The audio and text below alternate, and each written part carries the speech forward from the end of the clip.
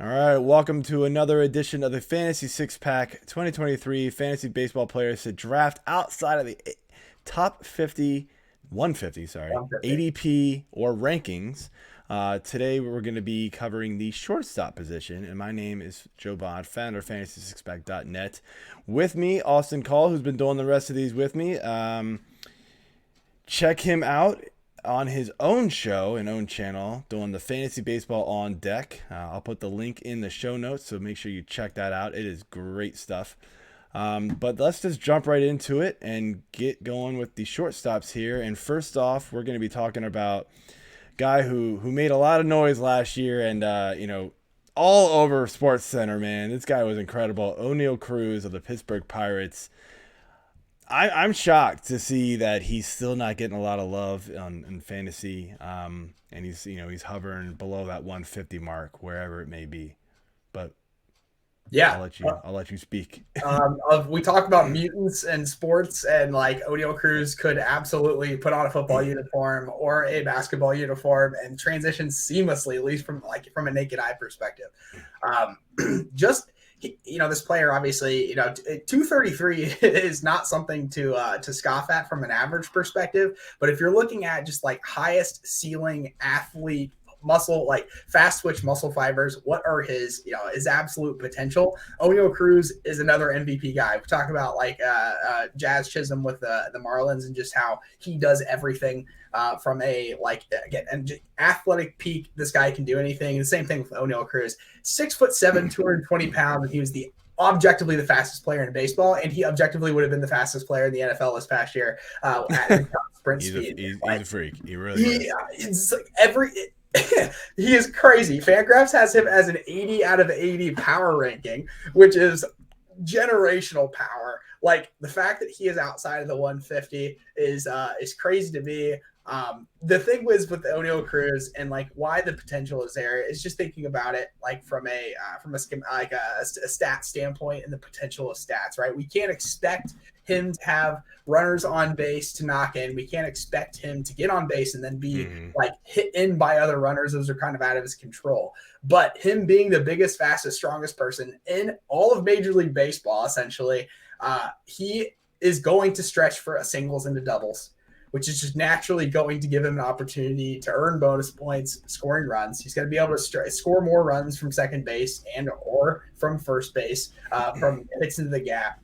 He's going to steal his own bases. He's going to get on first, and he's going to steal second, put himself into a position to be in scoring position to earn those bonus points. He's just truly an independent player. The fact that they only have him stealing under 20 bases, but like up for this whole season, if he's getting 550 at bats, he is so fast. He's so long. Like I see him being a 30-30 guy. Absolutely. Like He could be. Potentially a 30-30 guy. Whether that happens or not, I don't know, but his athletic ceiling and potential with how young he is, I don't know. Oneil Cruz to me, absolutely MVP candidate, potential. Now, will he figure it out? That's the whole thing. We're predicting fantasy baseball, right? Yeah. But like, he is the most athletic person in all of baseball. It's like he was the fastest player in the National Football League last year. If you would compare to his you said that. Versus I mean, crazy. I think you nailed it with Cruz though. I think his team holds him back as far as some of the counting stats. So there's going to be some of that. But yeah, steals and home runs should be there if he can stay healthy. I mean, I'm not gonna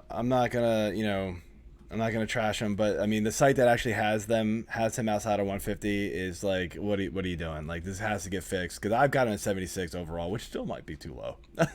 But that's where the projections throw him, and then with my own minor tweaking. But I mean he's got some really good players around him, so that feels like a pretty safe spot to have him right now, considering some of the risks, and batting average isn't going to be great with him. So that's something else that'll hold him back. But let's move on here to our next player, and somebody who really shined last year. Stepped in very, very nicely for Carlos Correa on the Houston Astros, and that is Mr. Jeremy Pena. ADP for him is still pretty low considering the stats you can get for him. So you got the floor. What you like? Yeah, World Series MVP, and just got slotted in seamlessly. Like, I don't think there was really any drop off with Carlos Correa. I'm not a Carlos Correa believer. I don't understand the hype, other than he's a defensive prodigy, right? But like, if we're looking for an offensive productivity standpoint, like Jeremy Pena produced like as much as you could ever ask of him in his rookie year, right?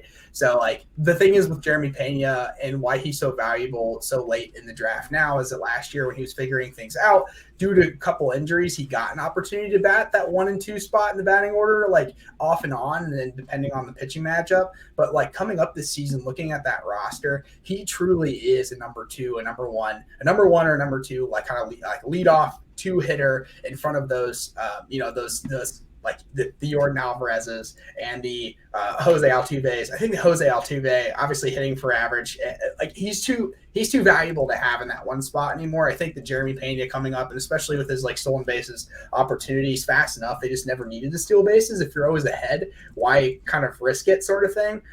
So I think if Jeremy Pena is getting on more and more often, if he's getting hit in that 1 and 2 spot, he's going to get way more than 550 at bats. Kind of the value of it is if he's going to hit between 1 and 2, he's going to get, I think, approximately 600 at bats in this upcoming year, given that he's the number 1 guy. No one's competing with him with that defensive spot at shortstop. And, Jose Altuve missed 21 games last year, and he still got 527 at bats. So just the concept of overall volume, Jeremy Pena is going to be super valuable. Now let's talk about the quality perspective. What's the value add? Is he's gotten about like 1.68 total bases per hit. That's measuring like his overall productivity as an individual, like disregarding the MVP, like the very, very good all-star quality players around him.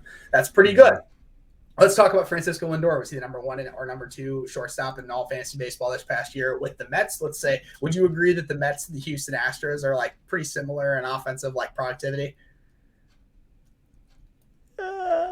Yeah, I mean, I might put a slight edge to the Astros overall lineup, but they're pretty similar. Last year, I think the Mets slightly outperformed.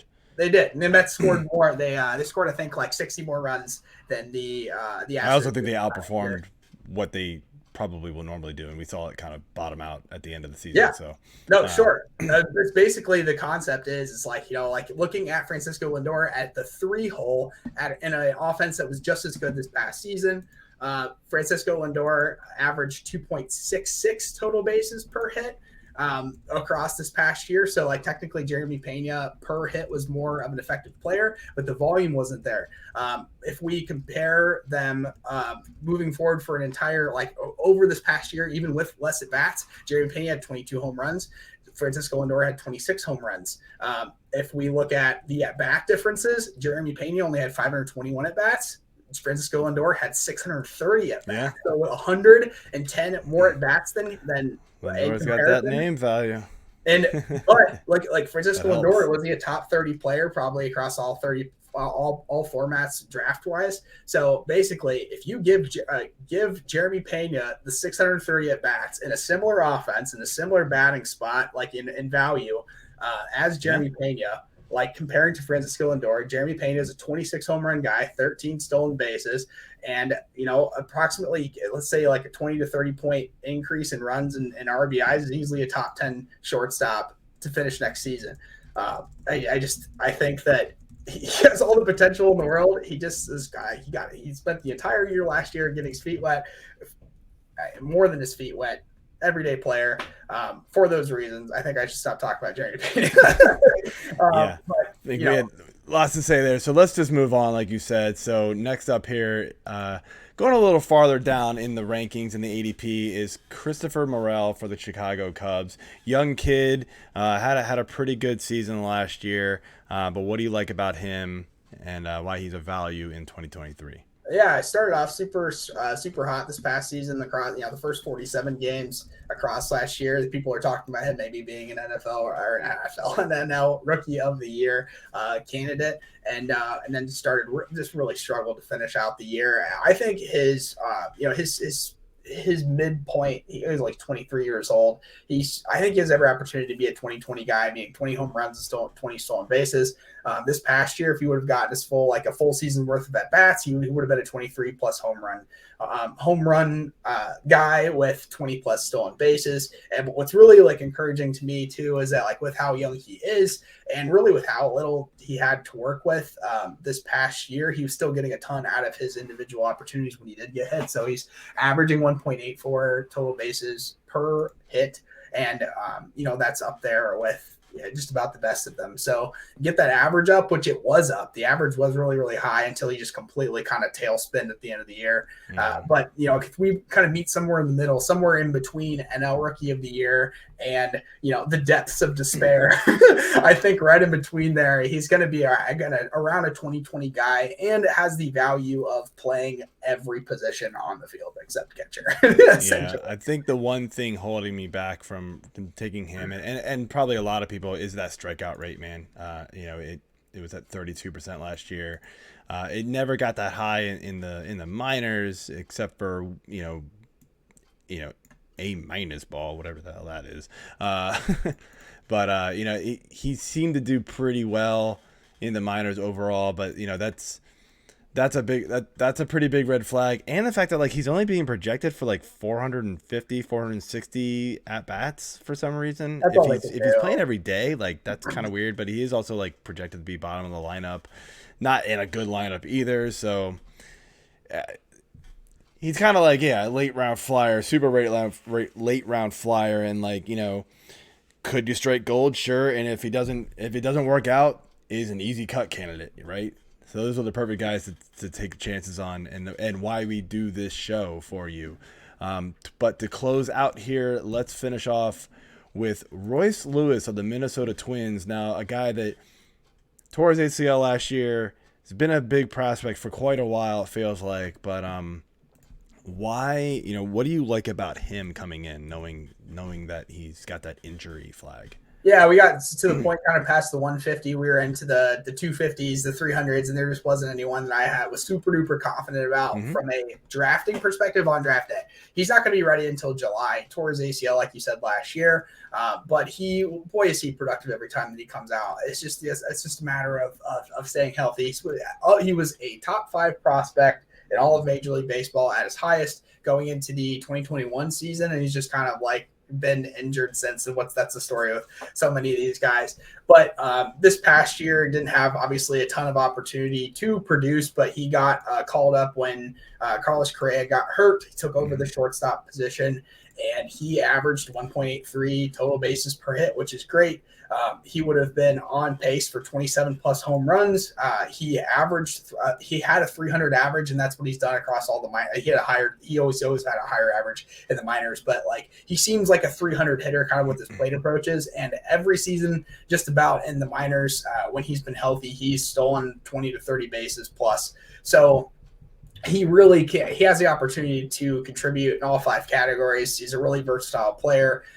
He's not going to be the shortstop, but good to us as fantasy baseball owners is he's just going to earn extra eligibility someplace else whenever he's ready. Like the Minnesota Twins are spending too much money and have traded too many assets over the last couple of years to not compete. So the second that Royce Lewis is healthy, he's going to be an everyday player because they can't afford not to have him in there.